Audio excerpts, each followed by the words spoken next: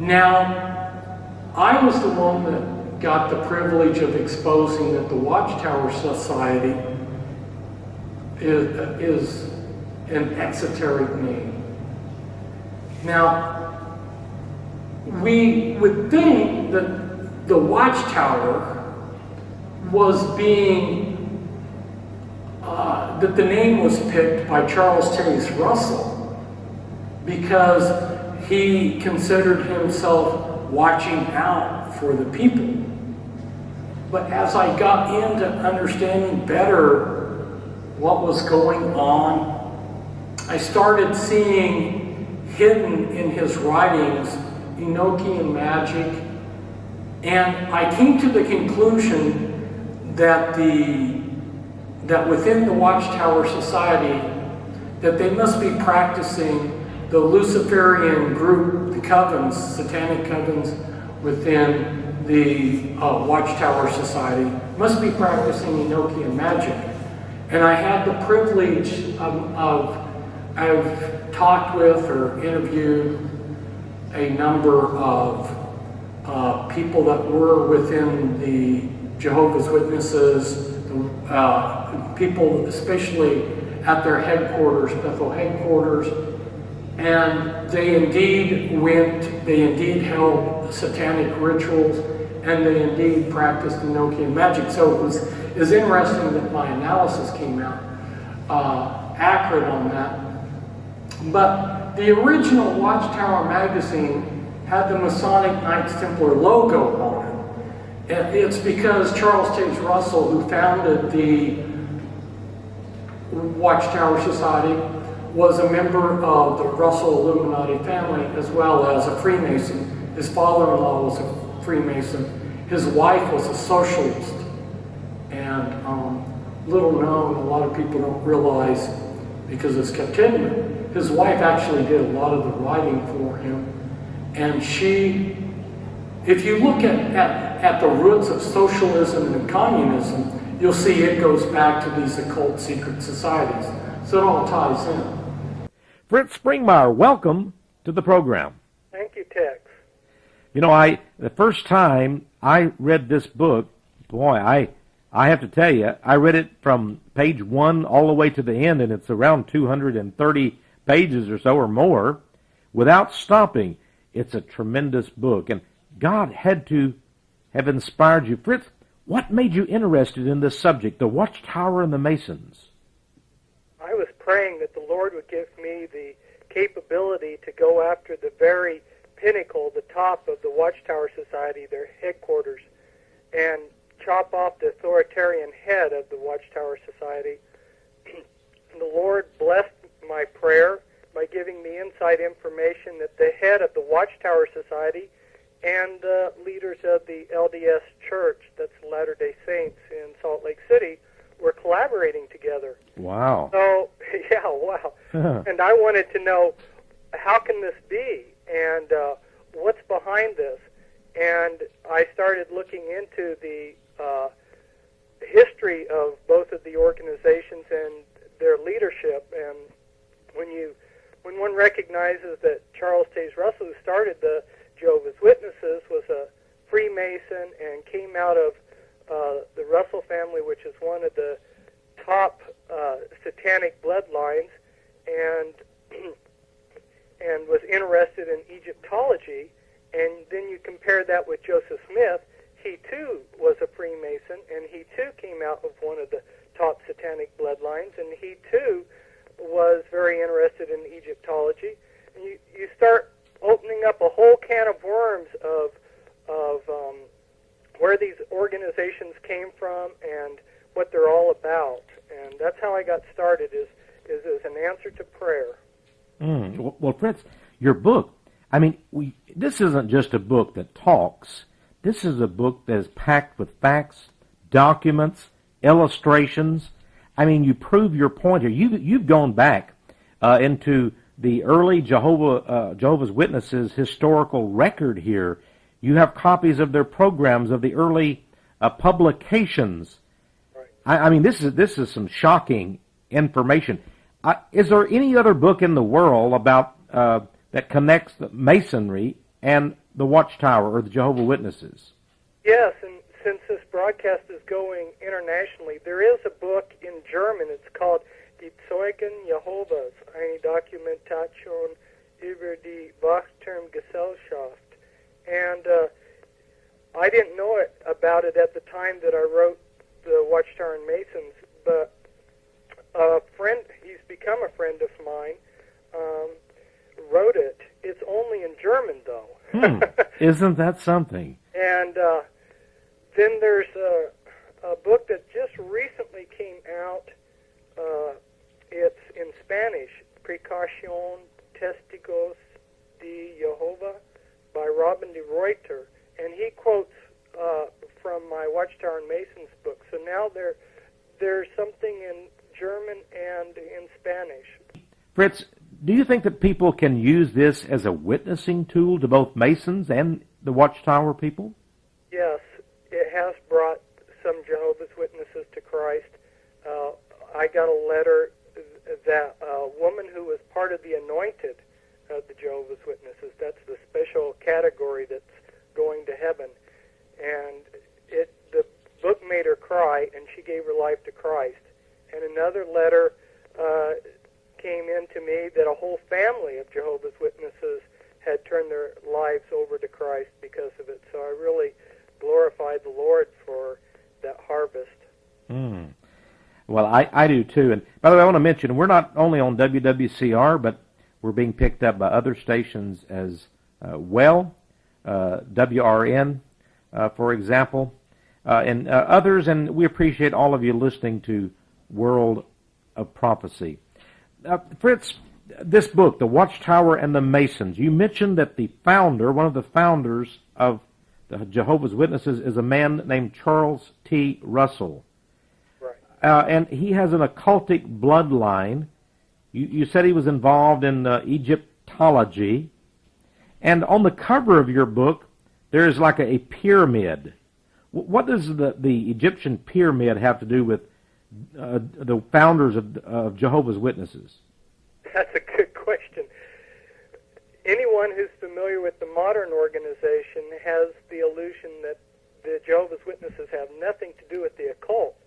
So why is it that their founder, when he died, which was on Halloween night, which is mysterious too. Some people think that he was murdered or he was killed on Halloween night, perhaps even a ritual involved. But when he died, they had a Rosicrucian ceremony, and 3 days later, according to Rosicrucian beliefs, they went ahead and cremated him.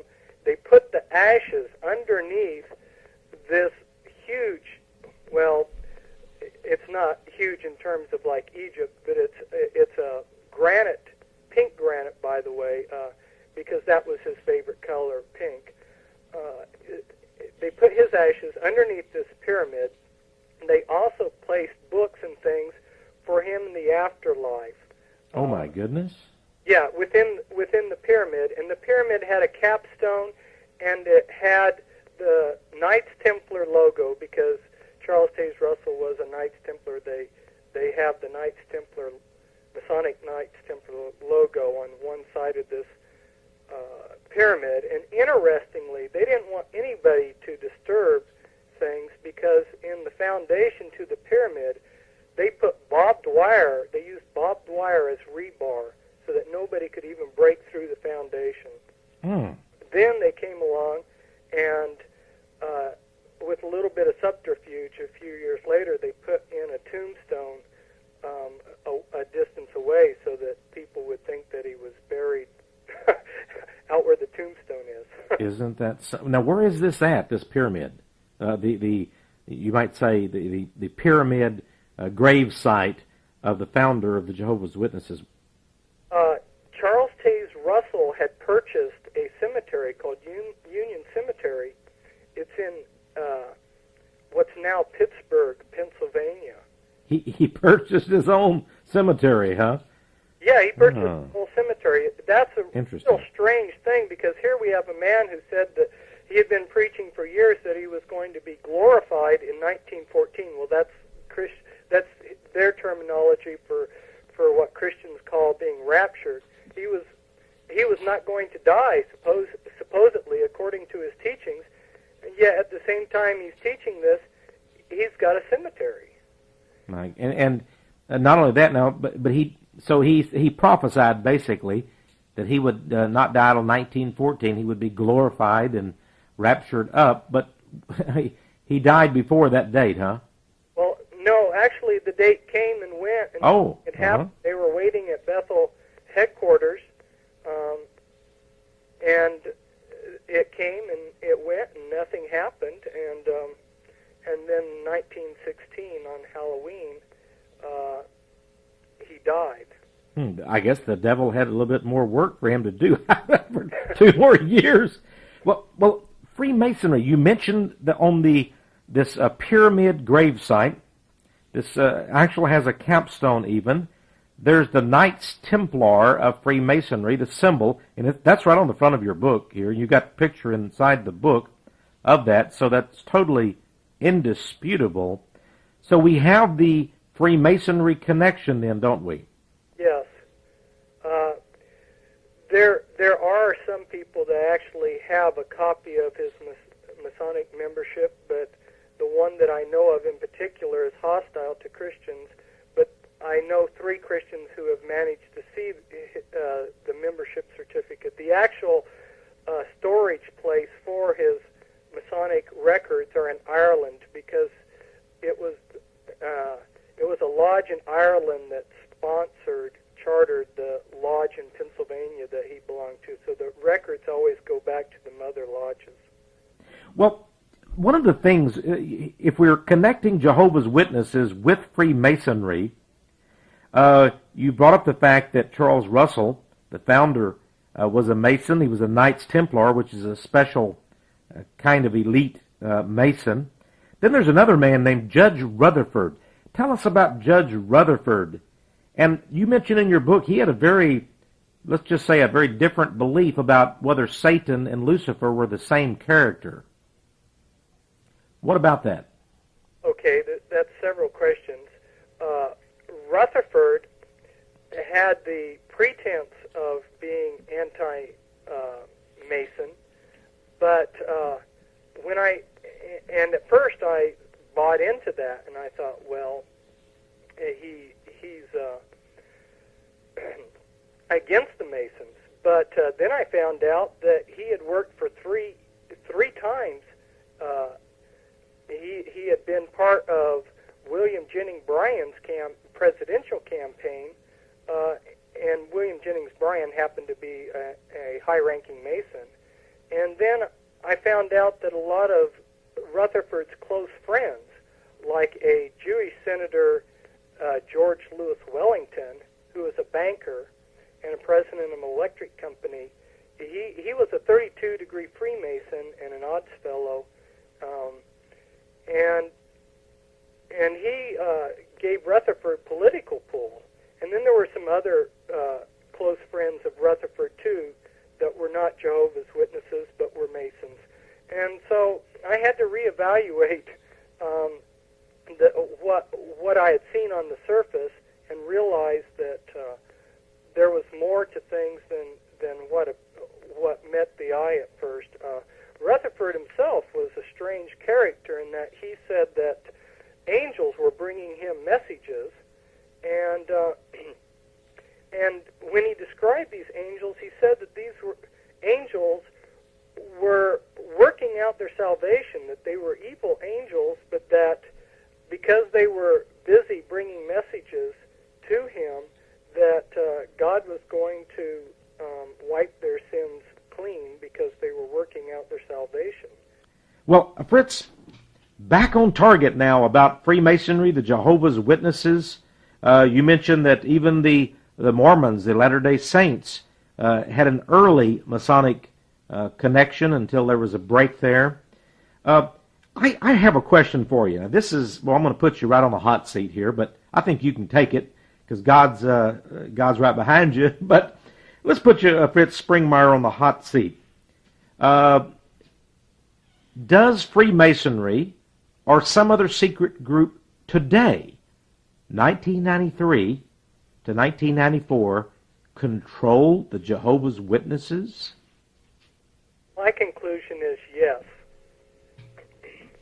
And I give one of the men that I think they do it through. Traditionally or publicly, people have the idea that the governing body controls the Watchtower Society. But insiders and people that are ex-insiders from Bethel headquarters give a different picture.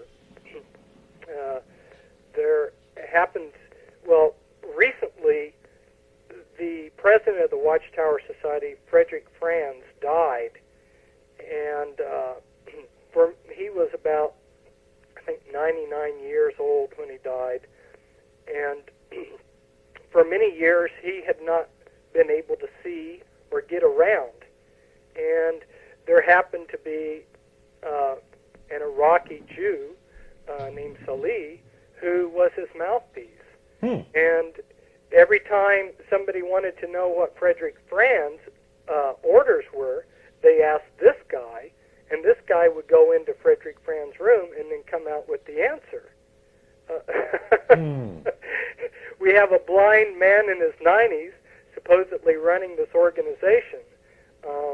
Sounds like Howard Hughes, in his last days, the recluse, and had other people to operating his huge empire. Right, and boy, in the financial department of the Watchtower Society is more or less a law unto itself. There's a lot of hidden politics going on, and connections to some of the very powerful elite in the world.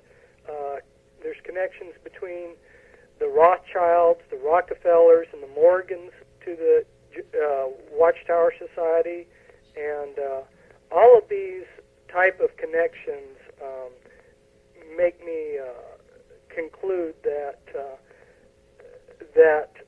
yes, the Watchtower Society is being controlled very quietly from the outside.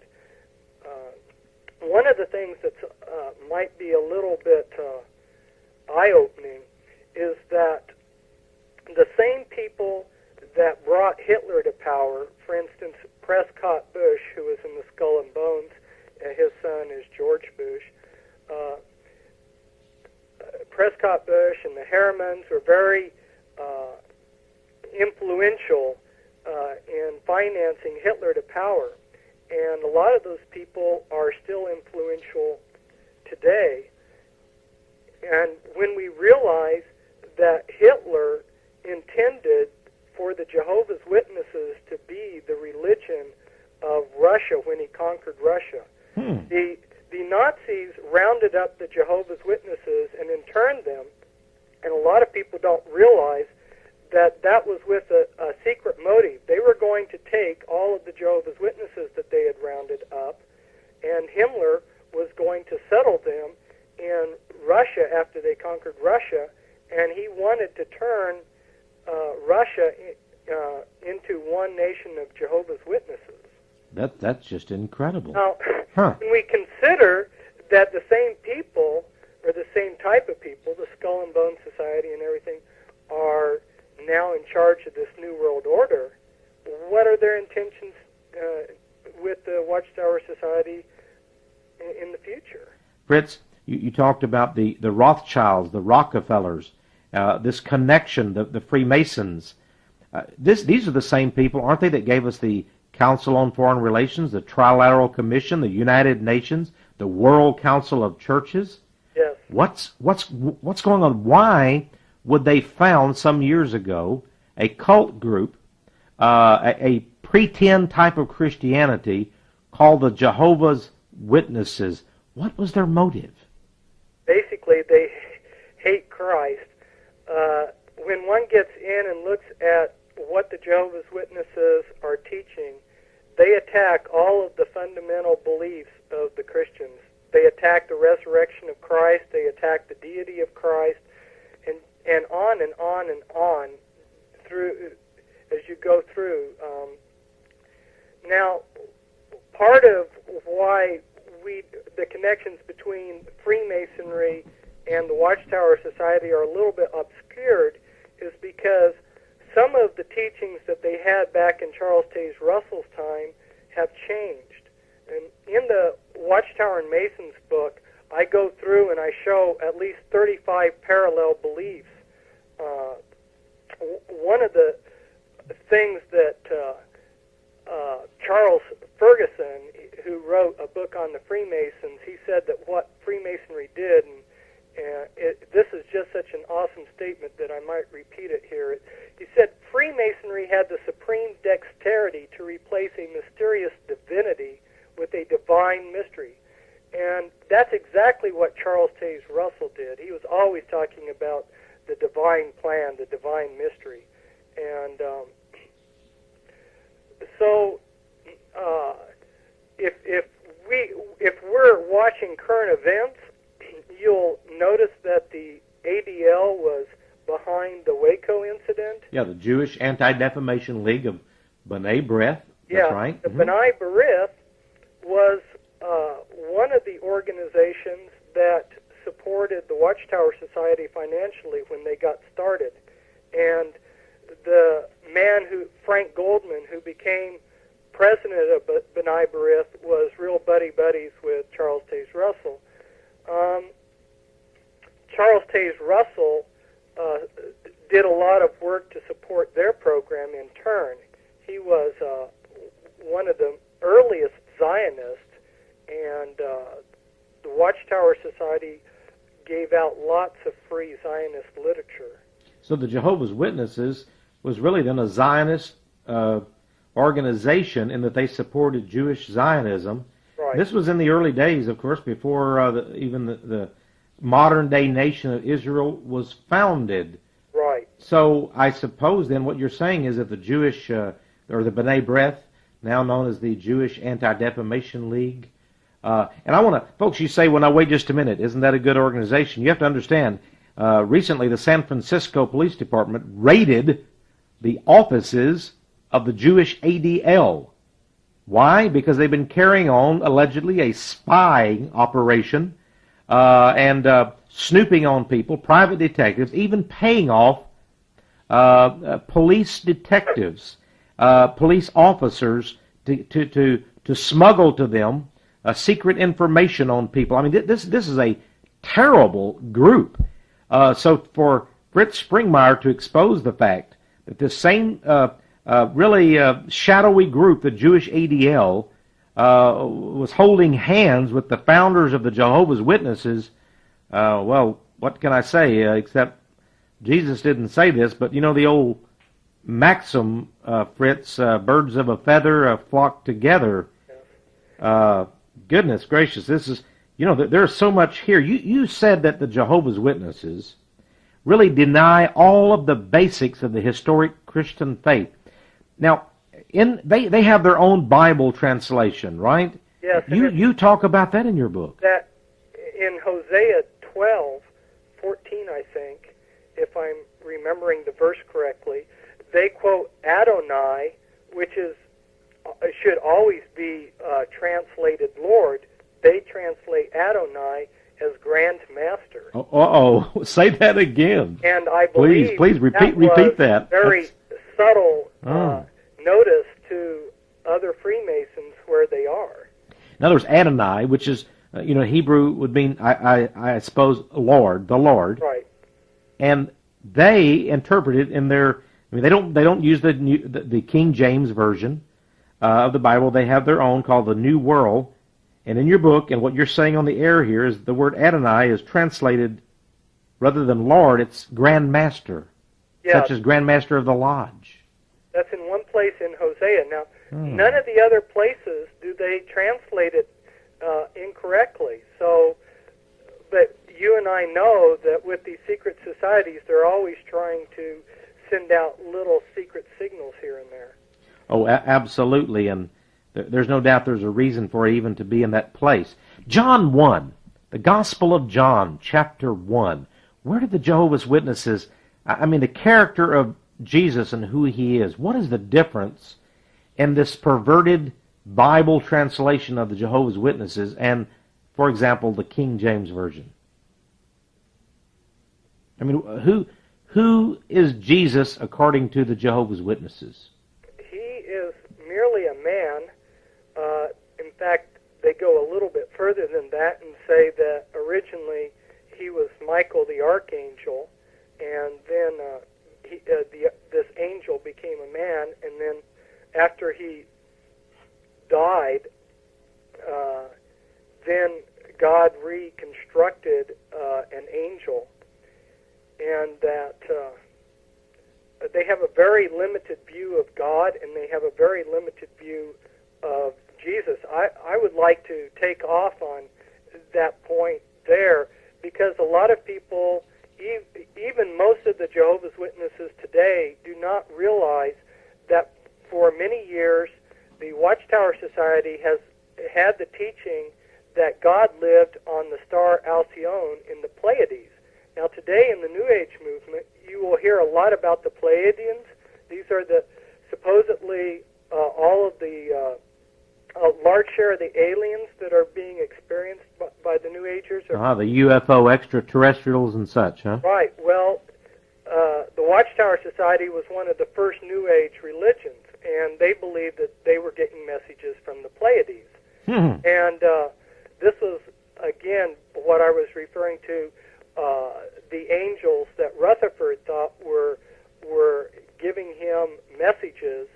Both Russell and Rutherford, and also Franz, because he was in the society at the time, believed that this. And Rutherford wrote a book called Angels, where he talks about fallen angels. And to quote his exact words, he says, "There is some hope of their recovery." There's the devil can be rehabilitated, says the Jehovah's Witness founder. Huh?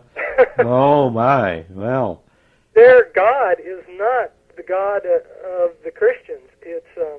It's a very limited God that according to their doctrine, which also taps into some of the mystery religion ideas and Gnosticism, was that God had to turn over the world to Satan, and he's just turned it over for 6,000 years. So, well, in the sense, of course, Satan is God, small g, of this world, but I wouldn't quite say that he owns it. I mean, for example, you and I as Christians, do you fear the devil because he's God of this world, Fritz? No. Well, amen. I don't either. I have no fear of him or his agents whatsoever. They mean nothing to me. Right. They can't touch you or I, can't do one thing. We're exposing this. I suppose there are many people that would like to just turn, throw us in prison and throw away the key. I'm sure I'd be amazed if the government isn't tracking you and all of the things that you've exposed. But we have no fear. This is the most wonderful thing, isn't it, about being a Christian? No fear of the devil. Right. Our God is sufficient, and he shall supply all of our needs according to his riches in glory. Wow. And we can do all things through Christ, which strengthens us. Isn't that great? We can do all things through Christ, and they strengthen us. Well, that's pretty great. Well, okay, we're going to go back here now again. At one point you say in your book that one of the founders, Judge Rutherford, Right. of the Jehovah's Witnesses, believed that Satan and Lucifer were not the same entity? Right. And in fact, that's in a slightly changed way of looking at things that still continues. They don't use the word Lucifer for Satan. They go to the Old Testament and they say that Lucifer was merely a man, a king. But Rutherford himself had a different belief altogether, and it approaches a little bit more your Mormon idea, where Christ and Satan were brothers. Mm-hmm. Of course, the Mormons, they tell me, oh no, we don't believe they were brothers. We just think they were of the same essence. Yeah. As if that made a difference. I had never thought much about it being of the same essence at all. God is God, and he's sort of separate from everything. So Satan and Lucifer are not the same entity. Lucifer is just a king, and boy, isn't that really convenient? I mean, the Bible in Isaiah, for example, points out that the destination of Lucifer is the pit. But of course, that's only the King James Version. Other versions have taken out even the name Lucifer. This is commonly held by many liberals today, that Lucifer and Satan are not even the same entity. Right. And yet the Jehovah's Witnesses, according to your research, taught this early on. Yes. What is, in the grand scheme of things, by these conspirators who founded this false Christian religion, so-called Christian religion, in the grand scheme of things, Fritz Springmeier, what is their motive? What was their motive, and what is it now? Well, they've used the Watchtower Society for a succession of purposes. The original purpose is no longer what they're using it for. Today, they're the shock troops. The Jehovah's Witnesses are one of the leading religions in the world, and here in the United States, we may not perceive it that way because they're a minority religion, but in some countries, they are one of the largest religions, and they're going to every door, and they're bringing their message, and their message is one that says that God is going to destroy the Christian people. And why is because, obviously, according to their teachings, the Christian people are satanic. That's what they teach, and so they're teaching all of these things that are going to happen, and they're conditioning the people to accept when the New World Order takes over, and they arrest all the Christians and they arrest all of these non-compliant government officials. People are going to accept that as something from God. And they say they're building the kingdom right here on earth, right? Yes, they're building a new order. A new order? They call it. That sounds a little bit like the New World Order. Yeah, sometimes they've even called it the New World Order. The New World Order. I have asked Jehovah's Witnesses the last few years directly. I've said, is the New World Order something good or something bad, just to see what they would say. And they would always say the New World Order is very good. It's something good. So they're kingdom builders then. They obviously then do they not believe, well, I suppose they believe in Armageddon and things like that to get rid of we old mean Christians, right? Yes. And then they can go on that they're the 144,000 Jehovah's Witnesses building their New World Order. Yes, I was really shocked when I really got in to find out what Charles Taze Russell was teaching. I found out that in one of his writings, he let's see, it was in the Watchtower magazine of February 15th of 1915 on page 59. He said that the difference between Samuel and occult powers and the occult powers of others today is this: Samuel's were manifested under divine direction at a time when God was pleased to use such powers amongst his people Israel. Powers which doubtless will be in exercise also to some extent during the millennial age for the world's guidance. So what he's saying there, to repeat in my own words, what he's saying is Charles Taze Russell was teaching that when the new age, the millennial reign here on earth took place, that occult powers would be used by God. Well, that really is a perversion. Well, Fritz, this has just really been so wonderful to have you on the program to talk about this subject. And there's so much here. We could easily go on for another hour. I hope you'll be my guest again later on World of Prophecy, maybe even to discuss Be Wise as a Serpent, your other book. Fritz Springmeier, it's been a great honor having you on the program tonight.